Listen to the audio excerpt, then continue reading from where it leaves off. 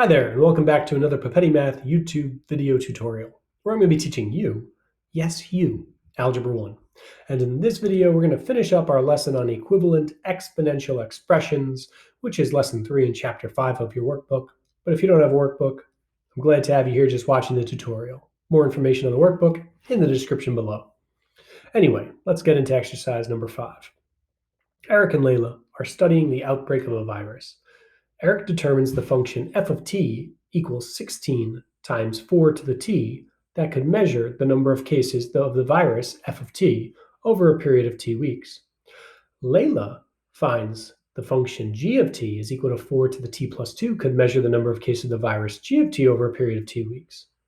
Justify why both of these functions are acceptable. So why would both of these be acceptable? Why would 16 times 4 to the t be acceptable as well as 4 to the t plus 2?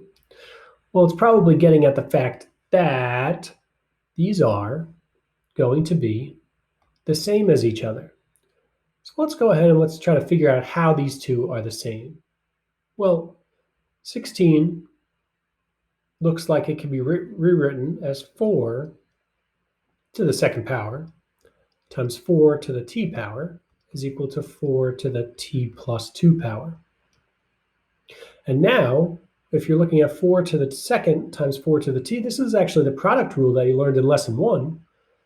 And when you have a product, you're going to keep the base of 4 and add the exponents 2 plus t, or t plus 2. And we'll bring down 4 to the t plus 2, but hold on a second, check that out. 4 to the t plus 2 is exactly the same thing as 4 to the t plus 2. So here's a perfect justification as to why both of these functions are acceptable. It's because they are equivalent. They're both the same function, just written in two different forms. So we want to always be careful when we're looking at functions to make sure that we're looking at the right thing.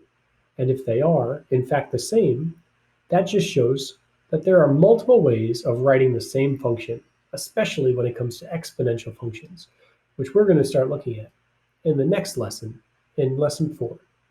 Thank you for watching these videos in lesson 3 on equivalent exponential expressions. Thank you.